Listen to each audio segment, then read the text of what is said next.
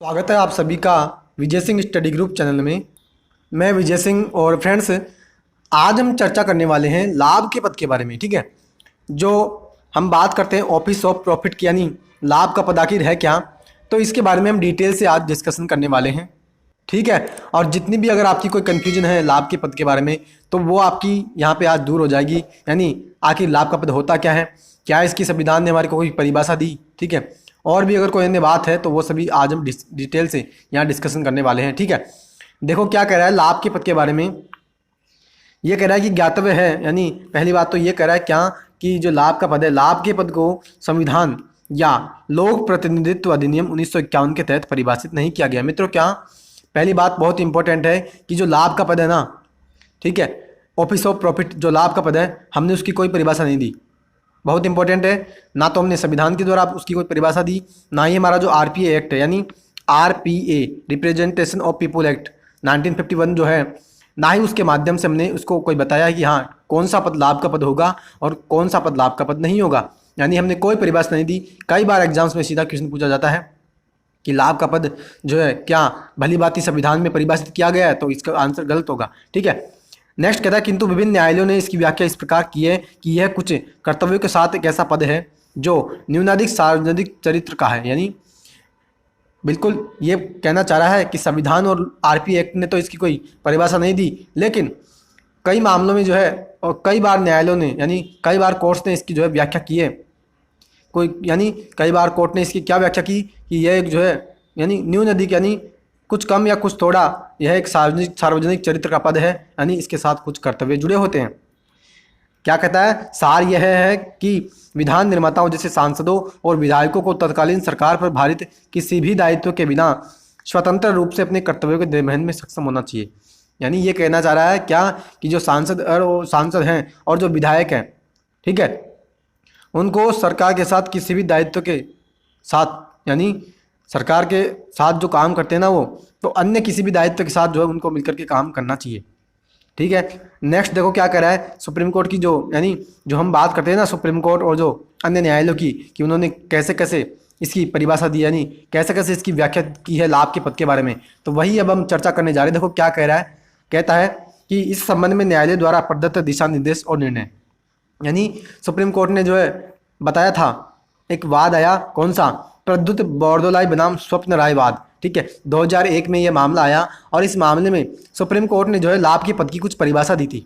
ठीक है, क्या दी, उसमें कह रहा है कि इस वाद में सुप्रीम कोर्ट ने यह निर्धारित करने के लिए 4 व्यापक सिद्धांतों को रेखांकित किया कि क्या कोई पद लाभ का पद है या नहीं, उस पर संवैधानिक निरता लागू होगी या नहीं, जिसके लिए न्यायालय द्वारा निर्धारित 4 व्यापक सिद्धांत ये हैं। यानी मित्रों ये कहना चाह रहा है कि 2001 में जब प्रद्युत बोरदोलाई बनाम स्वप्न राय वाद जब आया, तो उसमें सुप्रीम कोर्ट ने जो है 4 ऐसे सिद्धांत बताए, 4 उसने ऐसे प्रिंसिपल निकाल के दिए कि भैया अगर ये प्रिंसिपल लागू होते हैं तो हम उसको जो है लाभ का पद मानेंगे, और अगर नहीं लागू होंगे तो हम उस पद को लाभ का पद नहीं मानेंगे।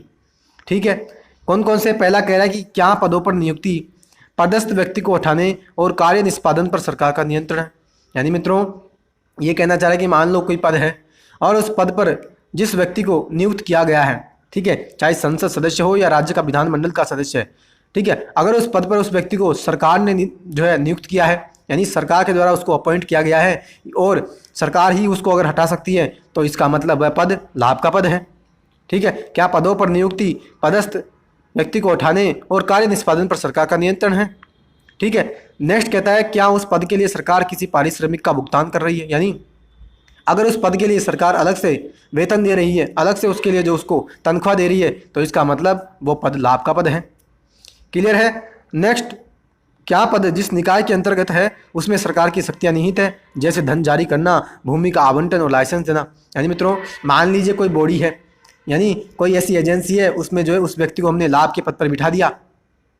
ठीक है, यानी आप ऐसा समझिए कि कोई मान लीजिए एजेंसी है, इस एजेंसी में हमने जो किसी विधानसभा के सदस्यों को या संसद के सदस्यों को हमने जो उसका यानी अध्यक्ष बना दिया, मान लो आप ऐसा समझो। ठीक है, अब मान लो वो जो एजेंसी है ना, उस एजेंसी में सरकार की शक्तियाँ, यानी कैसे, उस एजेंसी को सरकार पैसा देती है, या उस एजेंसी को सरकार ने भूमि का आवंटन किया, या सरकार जो लाइसेंस देती है उस एजेंसी के माध्यम से देती है, तो इसका मतलब वो एजेंसी जो है वो सरकारी एजेंसी है और वो पद जो होगा वो लाभ का पद होगा। क्लियर है। नेक्स्ट देखो क्या कहता है, नेक्स्ट ये कहना चाह रहा है कि क्या निकाय जिसमें पद धारण किया गया है संरक्षण के माध्यम से प्रभाव डालता है या शक्तियों का प्रयोग करता है। यानी जिस निकाय में उस संसद के सदस्य या विधानमंडल के सदस्यों को हमने बिठाया है, ठीक है, तो क्या वो व्यक्ति जो है उसको संरक्षण उस निकाय के माध्यम से मिलेगा या व्यक्ति जो होगा वो शक्तियों का प्रयोग करता है। ठीक है, तो फ्रेंड्स ये चार जो सिद्धांत है ना, इन चारों सिद्धांत, ये हमें चारों सिद्धांत कब मिले, जब प्रद्युत बारदोलाई बनाम स्वप्नराय वाद जो आया, उस वाद में जो है सुप्रीम कोर्ट ने ये चार सिद्धांत हमारे को निकाल के दिए हैं कि भैया अगर ये चारों सिद्धांत यानी चारों में से एक भी सिद्धांत अगर लागू हो जाता है ना, तो आप उस पद को लाभ का पद मान लेना और आप उस व्यक्ति की सदस्यता रद्द कर सकते हो। फिर देखो नेक्स्ट क्या कहता है, ये कहना चाह रहा है अब कि सुप्रीम कोर्ट ने वर्ष 2006 में राज्यसभा से जया बच्चन की निरंतरता को बरकरार रखते हुए लाभ के पद को अग्रलिखित प्रकार से परिभाषित किया। ऐसा पद जो किसी लाभ को प्राप्त करने अथवा मौद्रिक लाभ प्रदान करने में सक्षम हो। इस प्रकार लाभ के पद वाले मामले में लाभ का वास्तव में प्राप्त होना नहीं अपितु लाभ प्राप्ति की संभावना एक निर्णायक कारक है। मित्रों बहुत इंपॉर्टेंट बात की जा रही है कि क्या हुआ कि जब 2001 में तो उन्होंने सुप्रीम कोर्ट ने ये चारों सिद्धांत दे दिए, ठीक है, और जब मामला 2006 में आया जया बच्चन का कि जया बच्चन को जो है राज्यसभा सदस्य थी हुई, ठीक है, और उनको जो है एक लाभ का पद उन्होंने धारण किया, तो जया बच्चन की सदस्यता वहाँ रद्द कर दी गई थी फिर 2006 में राज्यसभा से, ठीक है। और फिर सुप्रीम कोर्ट ने क्या कहा, उन्होंने सुप्रीम कोर्ट ने ये कह दिया कि लाभ का पद का मतलब ये नहीं है कि आपको लाभ मिल रहा है, ये भी हो सकता है कि आपने जो है लाभ की प्राप्ति की संभावना है, यानी उस पद से आपको लाभ प्राप्ति की संभावना है, यानी प्राप्त होना ही नहीं संभावना भी है ना, यानी मित्रों पॉसिबिलिटी भी है ना, तब भी वो पद लाभ का पद है। इस कारण से एक तो यहाँ ये वाद आया, ठीक है, यानी जया बच्चन की सदस्यता रद्द कर दी गई राज्यसभा से। नेक्स्ट देखो क्या प्रावधान कहे जा रहे हैं कि संविधान ने हमारे को कौन से प्रावधानों के माध्यम से ये बताया कि हाँ, यानी ऐसे तो डिटेल से हमने कोई परिभाषा नहीं दी संविधान के माध्यम से, लेकिन कुछ अनुच्छेद ऐसे हैं कि उसके माध्यम से हमें ये पता लगता है कि हाँ लाभ के पदों यानी कुछ मामलों के आधार पर हम जो है संसद के सदस्यों और विधानमंडल के सदस्यों का जो उनकी सदस्यता है वो उनकी हम रद्द कर सकते हैं। तो देखिए कौन से अनुच्छेद हैं, कह रहा है संवैधानिक प्रावधानों की बात की जा रही है कि अनुच्छेद 102(1)(1) यानी अनुच्छेद 102(1) और अनुच्छेद 191(1) के तहत एक सांसद या विधायक को केंद्र अथवा राज्य सरकार के अधीन लाभ का कोई भी पद ग्रहण करने से प्रतिबंधित किया गया है। यानी मित्रों 102(1) का मतलब है संसद का, यानी अनुच्छेद 102(1) में संसद के सदस्यों की बात की जाती है और अनुच्छेद 191(1)(a) में जो हमारी बात करते हैं हम विधानमंडल की बात करते हैं।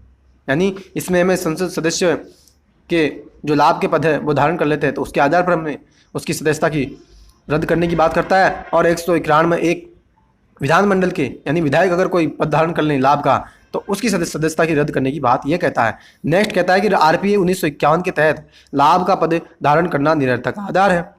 यानी आरपीए 151 भी फिर यह कहता है कि हाँ लाभ का पद अगर आपने धारण कर लिया तो हम आपकी सदस्यता रद्द कर देंगे, चाहे आप संसद के सदस्य हों या राज्य विधानमंडल के। क्लियर है। अब देखो नेक्स्ट क्या है, नेक्स्ट ये कहना चाह रहा है कि लाभ का पद संबंधी कानून संविधान की एक मूल विशेषता अर्थात विधायिका और कार्यपालिका के बीच शक्ति के पृथक्करण के सिद्धांत को कार्यान्वित करना चाहता है। यानी मित्रों ये कहना चाह रहा है कि जो लाभ का पद है ना वो हमारी जो संविधान का बेसिक स्ट्रक्चर है, क्या संविधान की जो मूल विशेषता है, ठीक है, क्या कि विधायिका और कार्यपालिका के बीच हम शक्तियों का पृथक्करण करते हैं। इसके अलावा जो हमने केशवानंद भारतीवाद में जो मूल स्ट्रक्चर यानी जो बेसिक स्ट्रक्चर की हमने बात की थी कि भारत का जो संविधान है वो संघीय संविधान है, ठीक है, मूल अधिकार उसमें होंगे, संसदीय संप्रभुता की हमने बात की, तो वो जो हमने बेसिक स्ट्रक्चर की बात की ना तो उसी को ये बनाए रखना चाहता है। ठीक है। नेक्स्ट देखो क्या कहता है, विधिक प्रावधानों की बात की जा रही है कि संसद निरंतरता निवारण अधिनियम 1959 में ऐसे कई पदों को सूचीबद्ध किया है जिन्हें निरंतरता से मुक्त रखा गया है। यानी मित्रों ये कहना चाह रहा है कि संसद ने जो है एक कानून बनाया, कौन सा, संसद निरंतरता निवारण अधिनियम 1959, और उस कानून के माध्यम से संसद ने कुछ ऐसे पदों को लाभ के पद से बाहर निकाल दिया। यानी कुछ ऐसे पदों की जानकारी वहाँ दी है कि अगर हम उन पदों पर नियुक्त कर देंगे तो वो लाभ के पद नहीं माने जाते, ठीक है, और हम उसकी सदस्यता रद्द नहीं कर सकते। यानी आप आसान भाषा में समझो क्या कि उन्होंने ऐसे पद बता दिए कि भैया आप इन पर जो है नियुक्त कर सकते हो और आप अगर इन पर नियुक्त करोगे तो आपकी कोई भी सदस्यता रद्द नहीं होगी। क्लियर है। तो फ्रेंड्स ये हमने आज चर्चा की लाभ के पद के बारे में। आई होप कि आपको अच्छी तरीके से समझ में आया होगा, ठीक है। और मित्रों कंप्लीट मेरी भारत की राज्य व्यवस्था यानी इंडियन पॉलिटी में अभी मेरे चैनल पर चल रही है, ठीक है। NCERT भी मैं कंप्लीट करवा रहा हूँ और डिटेल से मैं वहाँ ऐसे ही प्रकार से डिस्कशन करवाता हूँ जैसे मैंने आपको आज वहाँ करवाया है, ठीक है। और मित्रों, आप विश्वास करना, मेरे आप लेक्चर्स आकर के सुनिए, आप खुद विश्वास करोगे कि डिटेल से मैंने वहाँ समझाया है, एक एक प्रावधान की, एक एक अनुच्छेद की मैंने वहाँ चर्चा की है। तो फ्रेंड्स, आज का लेक्चर आपको कैसा लगा, आप अपनी प्रतिक्रिया कमेंट बॉक्स में ज़रूर दीजिएगा, ठीक है। तो फ्रेंड्स, अब हम मिलते हैं अगले लेक्चर में, और इंडियन पॉलिटी की क्लासेज में तो हम मिलते ही हैं, ठीक है। तो तब तक के लिए हैव अ नाइस डे। जय हिंद, जय भारत, वंदे मातरम।